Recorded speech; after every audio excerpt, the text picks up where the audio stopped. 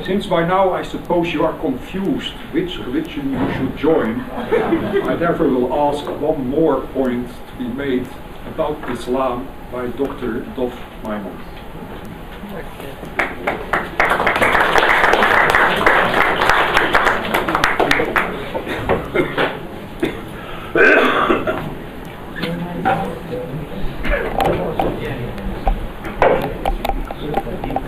Ladies and gentlemen, distinguished speakers, good evening.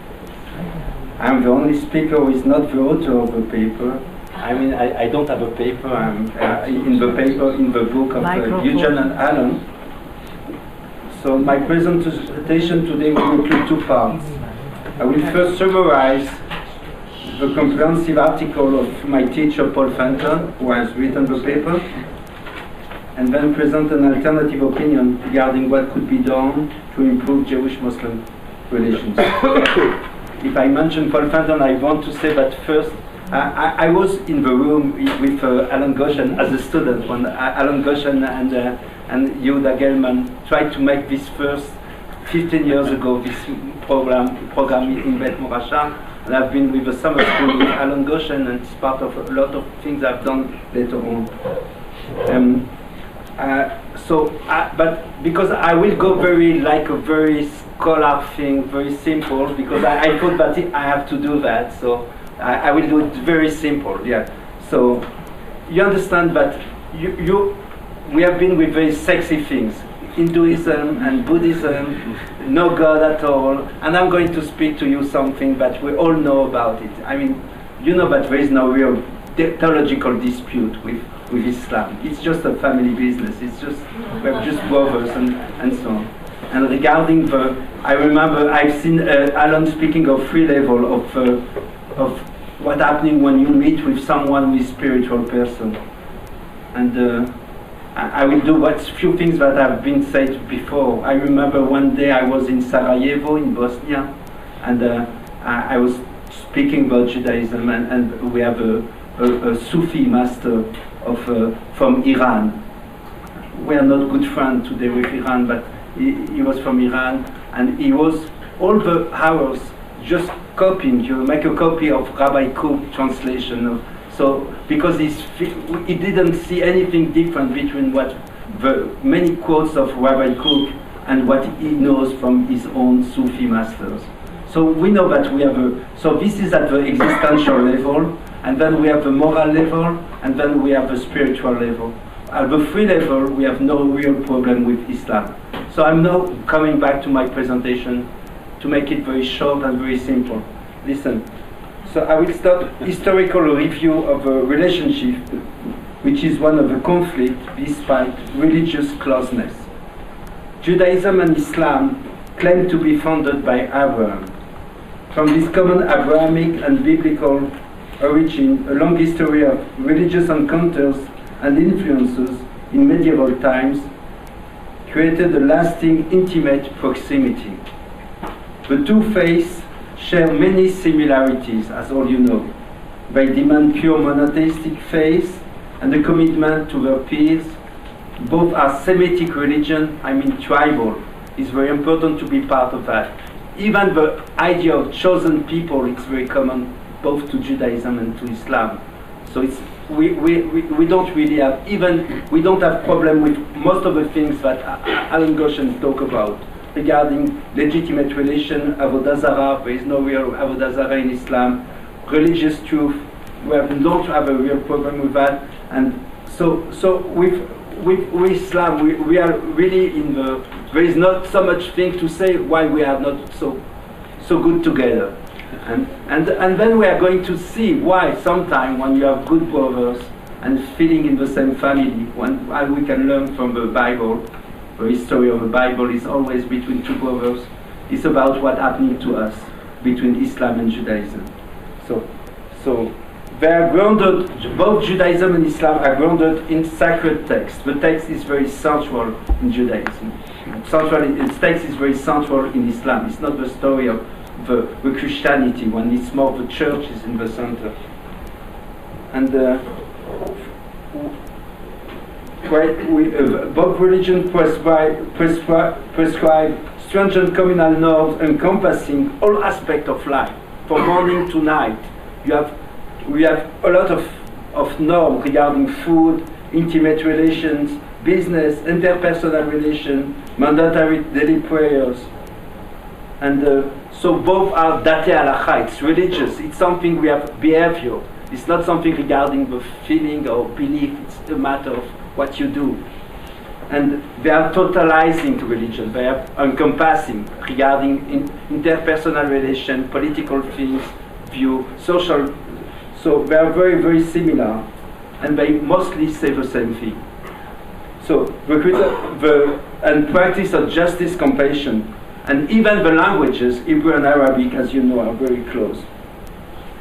So historically, regarding history, so Judaism and Islam very, very similar in many ways, a lot of commonalities, a lot of closeness regarding the theology and regarding what the good man has to be.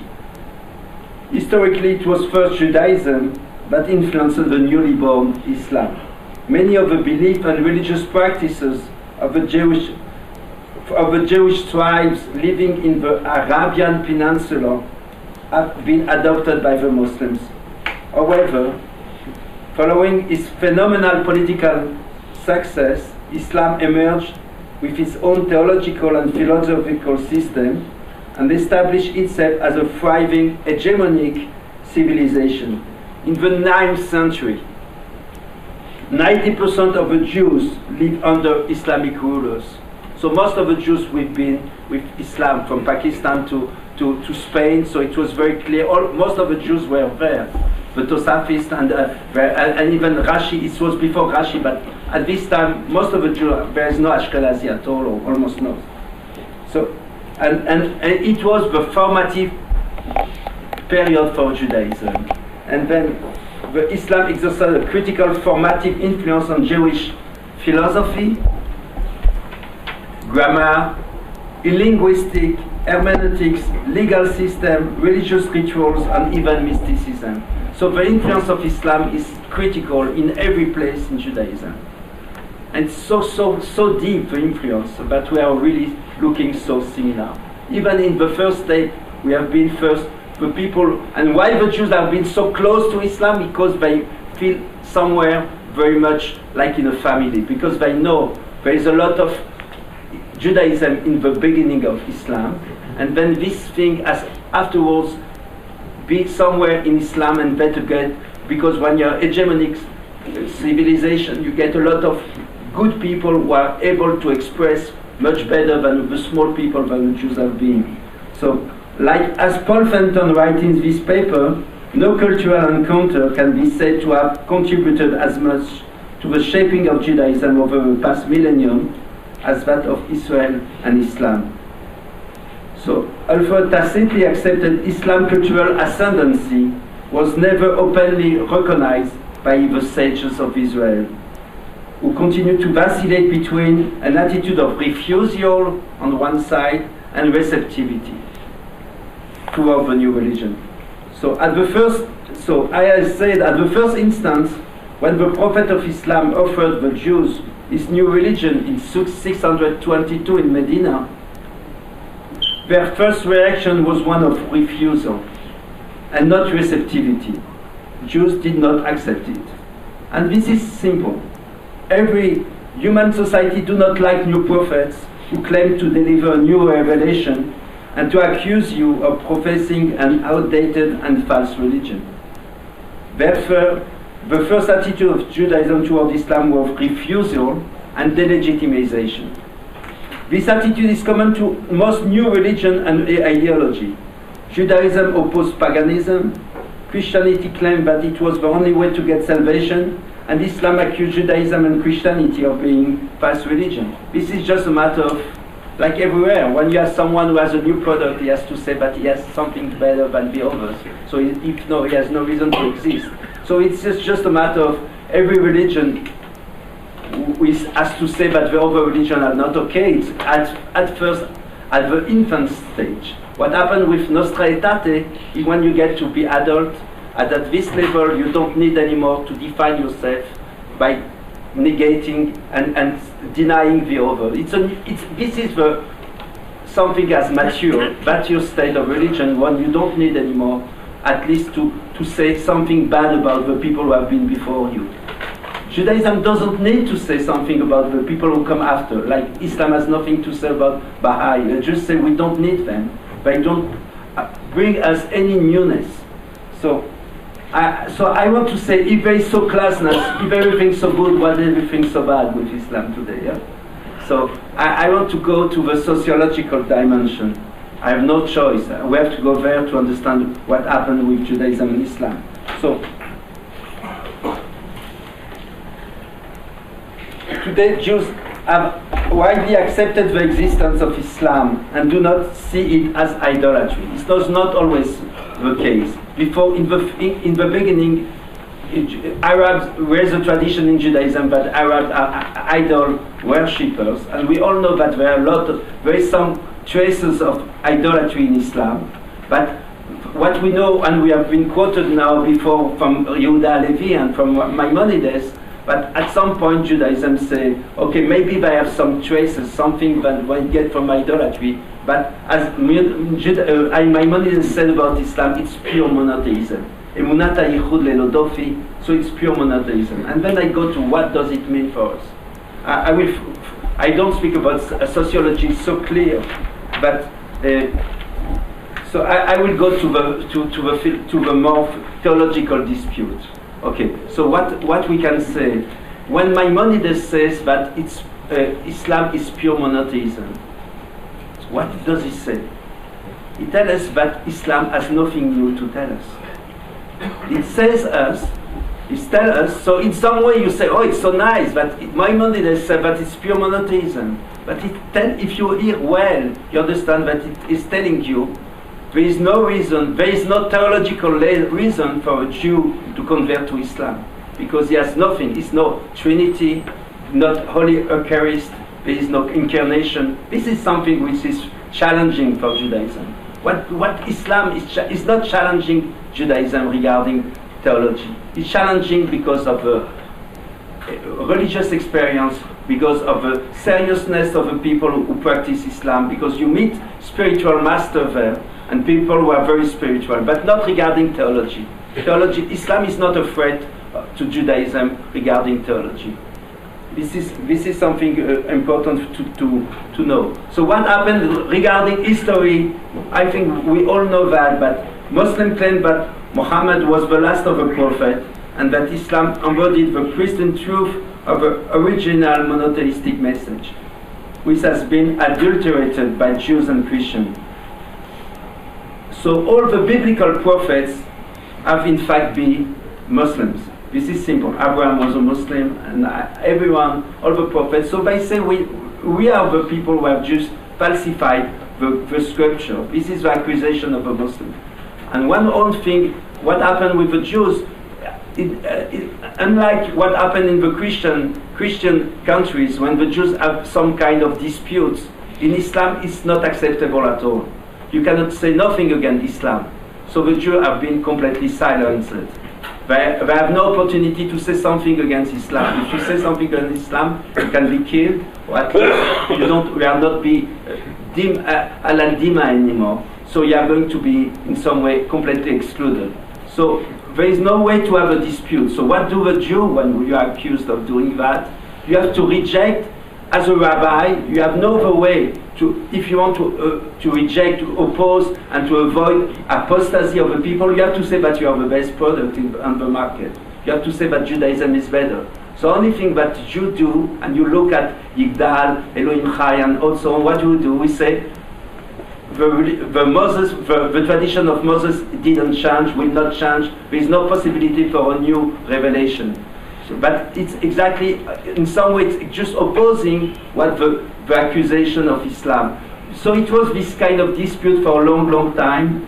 And today, because the situation, the sociological situation is different, and the Jews do not live as individuals in Arab society or Muslim society, so we don't have so much this situation.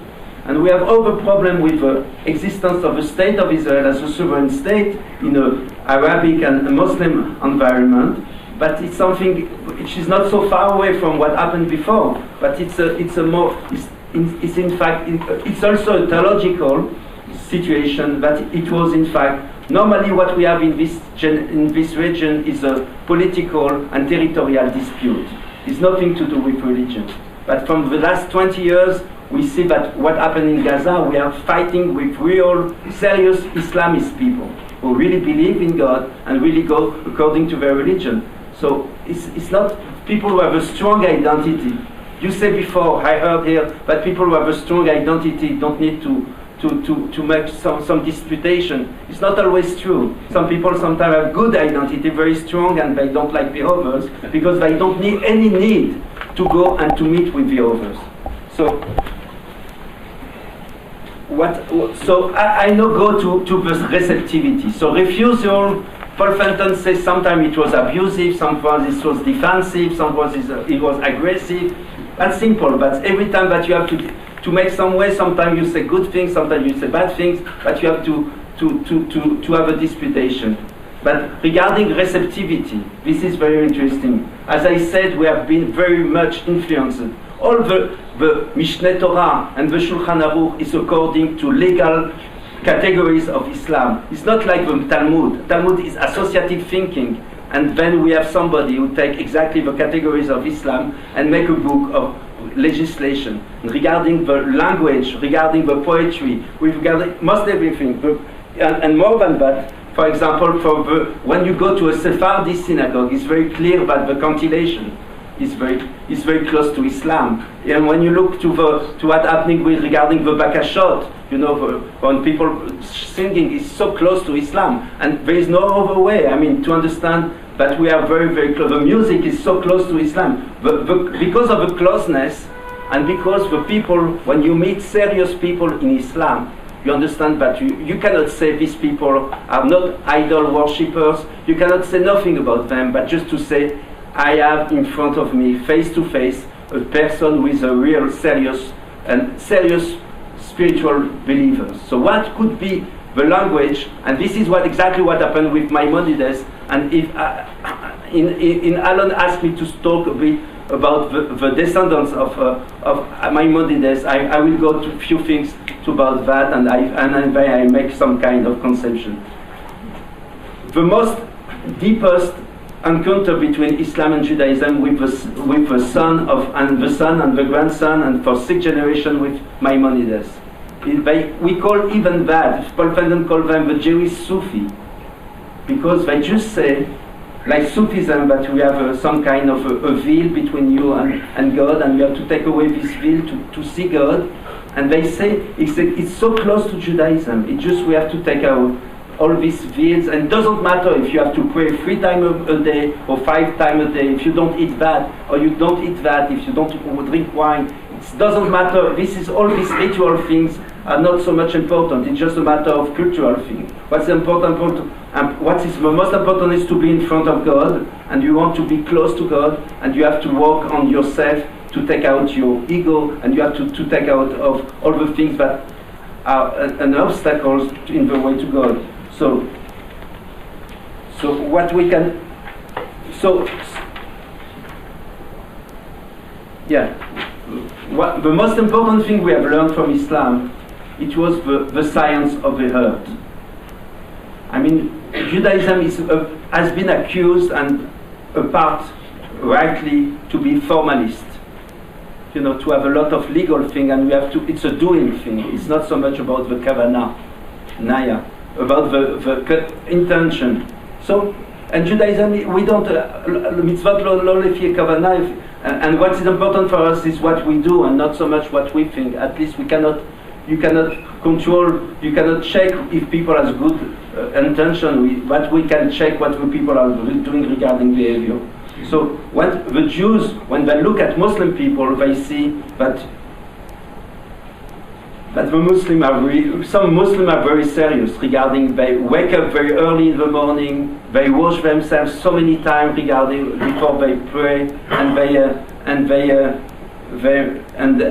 many other things like that. And even today, when you look at the Orthodox, the Haredi Jewish woman today, in Mea Shearim, in Bet Shemesh, who go with what we call with shalim, and they take the hijab, they take the veil. You see them maybe in the street. They don't say it because of Islam. What do they say? They say the Muslim people are continuing something that they get from Jewish tradition. This is what recovery from some Jewish old tradition that we have lost, and then we have to come. But the Muslim people, because they have a tradition and they have a continuity in the same place, they keep this kind of practice, and we missed it. So it's exactly what I've said. This is at least the rhetoric of the people of the Jewish Sufi. They say, in fact, we have some kind of primordial revelation, who has been to Adam Rishon, and to Noah, and then to Abraham. And because of exile, the Jews have lost a lot of the practice, how you get to be close to God. But the Muslim, because they have this tradition from Abraham, and they stay in the same place, they keep this tradition. And so what we have to do is to go to these people, to listen to what they do, to see what they do, and to check if what they do is according to what is written in the Bible, and then to purify what they do, to take away every spark of idolatry, and then to reconstruct what could be the original ways of the prophets to be close to God, because we have lost the tradition how to be close to God. And this is so, and then I got to something what I said, Professor Yehuda Gelman. You don't really need to believe in the same God, or even you don't really need to go for pluralism. Maybe we can go to pluralism, but the model in pre-modern time was not pluralism. And that is something for many years I'm practicing with many friends from Christian and Muslim tradition. We don't really need to go to believe in the same God. What is important for us is to share the process, to share the work. We have a lot of work to do. I mean, we have to be good with a good father, a good husband, a good teacher, to know how to when you have to fire a secretary, how to do it in business. You have a lot of questions, and we can learn from all these people, like we can learn from a Buddhist, or you can learn from a Hinduist. We don't care so much what the people believe in the ultimate truth. What's important for us is regarding behavior, how to be a good person. And we can learn from that from any people, atheistic or not atheistic. So this is something that we can learn from everybody, because we think that somewhere the theology behind that is that in every person you have some kind of a soul, a spark of divinity. And we can learn from these people because they have aspiration to be a good person, which is something which is divine, which is something which is spiritual, and we can learn from these people.